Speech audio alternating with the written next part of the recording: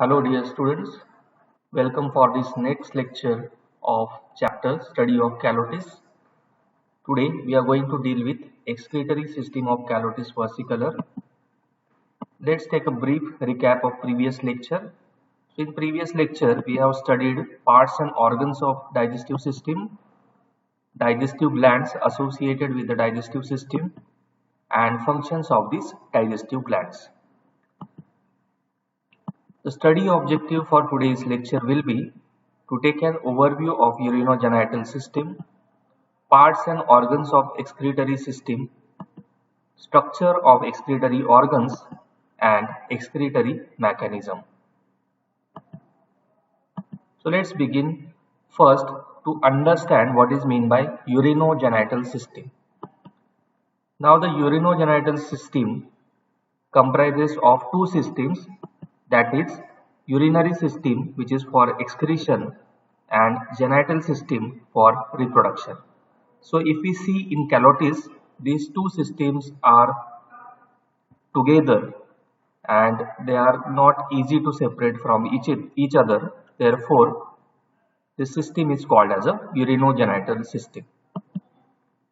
So both these systems are located very close to each other in the posterior pelvic region of the abdomen. Okay, so the position is in the pelvic region of the abdomen, and in case of vertebrates, if we see, both these systems are closely associated with each other in their phylogeny or evolutionary relationship. So as per the theory of evolutionary time and ontogeny, that means the physiological development during the evolution, these systems are closely associated. Now if we see this ontogeny, it refers to the development of individual organism or the anatomical or behavioral features from the earliest stage of the maturity.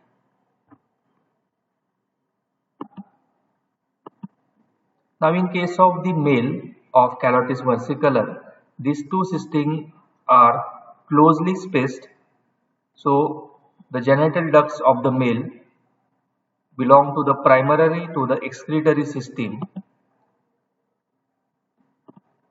However, there is a duct which is common for both excretory and genital system, which is called as urinogenital duct, and therefore the system is called as a urinogenital system.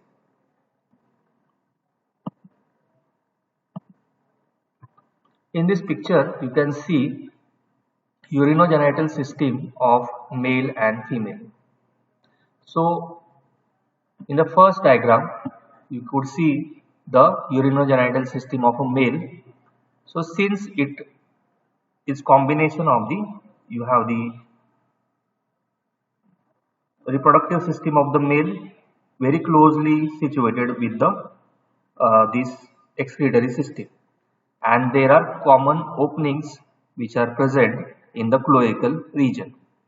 So here you can see the male reproductive parts like testes, followed by these a long tubular structure called as vas deferens, and this vas deferens then enters into the cloaca and opens into the cloacal chamber. On the other hand, you could see these lobular structures. These are the kidneys. There are two parts in the kidneys, anterior part and the posterior part.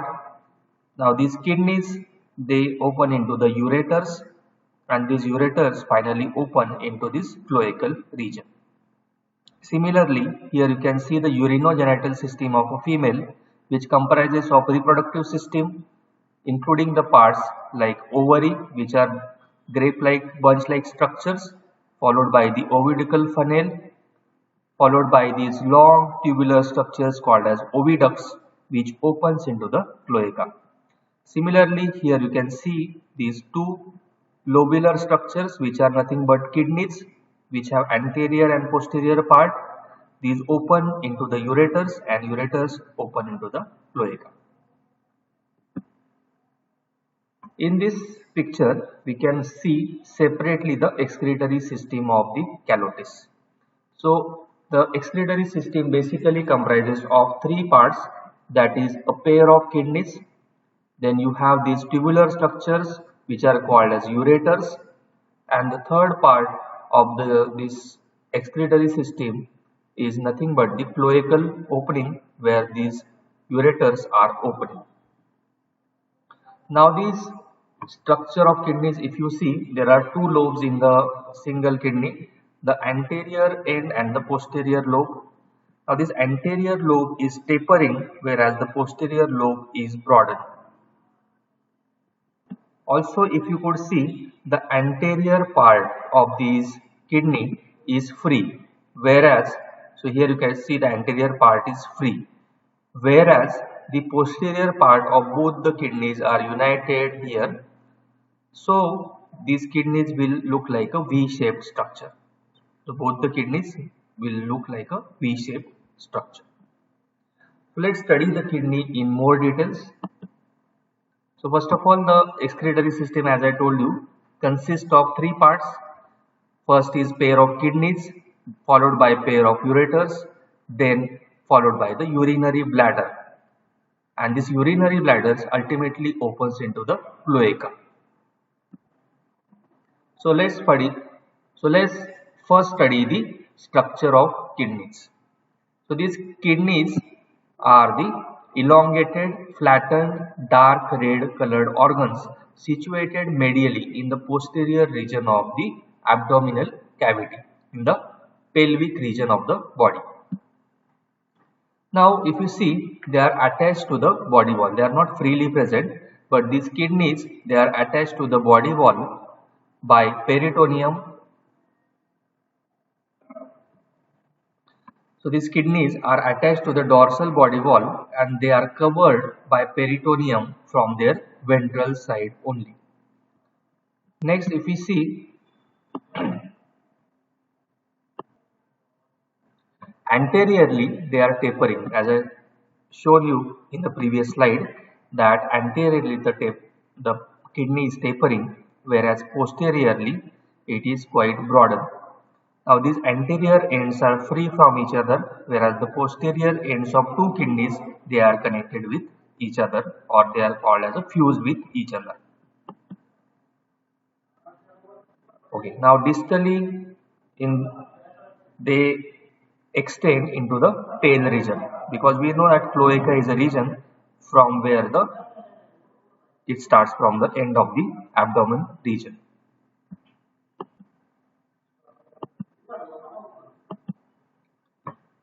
And these kidneys, they are metanephric in nature. So in reptiles, birds and mammals, we have these metanephric types of kidneys, and they have two lobes, that is anterior and posterior lobes. Now what is this metanephric kidneys? This is one of the embryological structure that gives rise to the kidney, and the other is nothing but called as a uretic pud. Now as we have seen, the anterior lobes of two kidneys are free, whereas the posterior lobes are fused. That's why it gives a typical V-shaped appearance to the kidneys. And from one side they are covered with the peritoneal membrane on the ventral side, and laterally they are regarded as the ventroperitoneal or extraperitoneal in position. So the position of the kidneys is ventroperitoneal or extraperitoneal. Okay. Now if we see the histology of kidney, we know that kidney is made up of two portions or two layers, that is the central portion is called as a medulla and the peripheral portion is called as a cortex. Now this cortex contains several renal or Malpighian corpuscles collecting ducts and blood capillaries. So in this diagram you can see a typical Malpighian corpuscles which comprises of glomerulus and Bowman's capsule. So these rounded structure which is open at one end, this is called as a Bowman capsule, and inside that you have a network of capillaries, that is nothing but the glomerulus. However, in case of reptile, this glomerulus is reduced. Unlike mammals, we have a very broad glomerulus, whereas it is very reduced. Also, in the structure of these nephron, you can see the Henle's loop is absent. Now, there is double wall of this capsule which communicates at one end with the renal tubule and the other end that deals with the collecting tubule. So you can see this other end being linked with the collecting tubule, and from this portion it is attached to the ureters, from where the excretory waste is discharged to the next part of the excretory system, that is urinary bladder.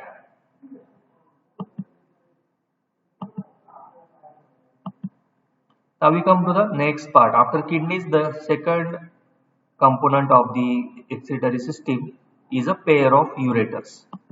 Now these ureters are very thin and delicate tubes which originate along the longer axis on ventral surface of the kidney. So in this picture you can see there are these long tubular structures which originate from the ventral surface of the kidney. So one from the right kidney and another from the left kidney. So there are the pair of ureters which originate from the each kidney. Now these ureters, they run posteriorly and they join to the vas deferens, which is nothing but the part of the male reproductive system, which is short and common urinogenital passage which opens into cloaca.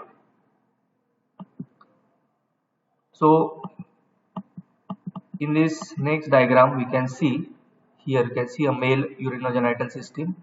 So these are the vas deferens. So you can see these ureters being opening into the vas deferens, which is further opening into the urinary bladder and finally to the cloaca. Okay. Now in male lizard, the ureters serve for the common passage for both systems, that is excretory system as well as the reproductive system or genital system. Hence it is called as a urinogenital duct. Okay, so remember that ureter is a common duct for both excretory and genital system, so it is called as a urinogenital duct. Now the both urinogenital ducts open into the middle chamber of cloaca, and that position we have already seen in the digestive system called as a urodecum through the dorsal wall.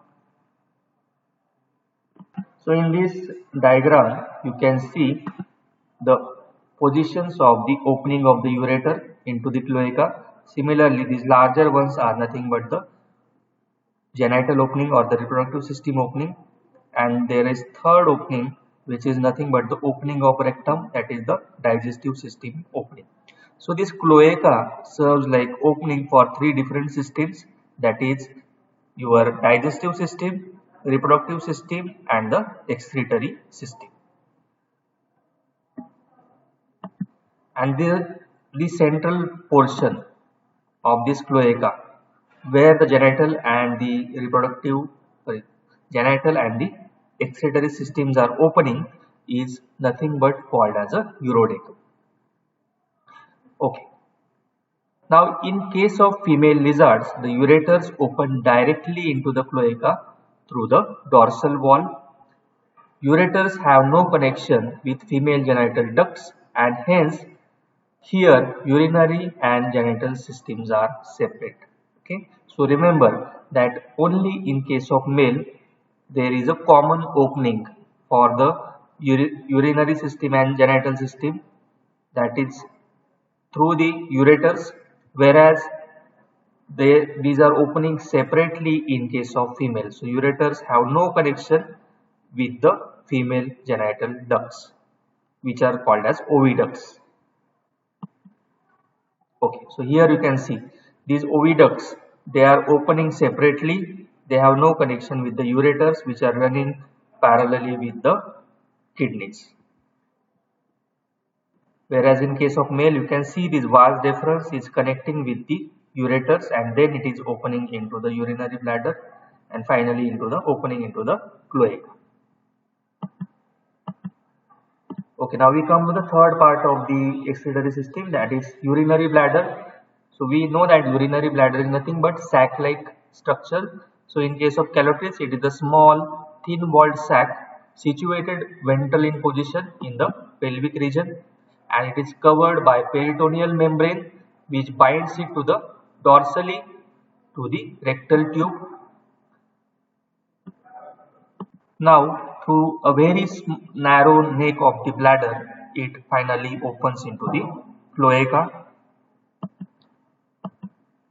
So, urinary bladder can be said to be partly derived from the cloaca and it is partly derived from the allantois membrane. Okay, so in this picture you can see this urinary bladder of the male. Here you can see the urinary bladder of the female. Okay, now last part of today's discussion is mechanism of excretion. So kidneys, as we know, they perform the function of separation of the nitrogenous waste matter from the blood, chiefly in the form of uric acid. So since these Calotes being a reptile, it has many adaptation for the conservation of water. So this is one of the adaptation that they have their nitrogenous waste in the form of uric acid. That's why Calotes is called as a uricotelic animal.